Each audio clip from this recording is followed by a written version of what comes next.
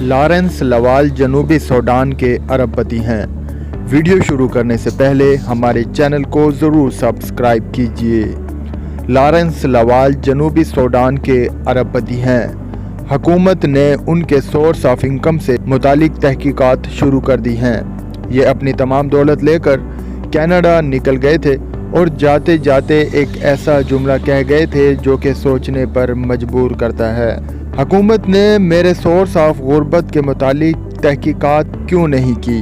मतलब ये कि लॉरेंस लवाल ने कहा कि हुकूमत ने मेरे सोर्स ऑफ गुर्बत के मुतालिक तहकीकात क्यों नहीं की जब मैं जोबा शहर के फुटपाथों पर सोता था, कचरे से चुनकर रोटी के टुकड़े खाता था। जो हुकूमत आपकी गरीबी के ज़राए जानने पर इंटरेस्टेड नहीं होती, उसे कोई हक नहीं कि वो आपकी अमीरी के ज़राए जान सके।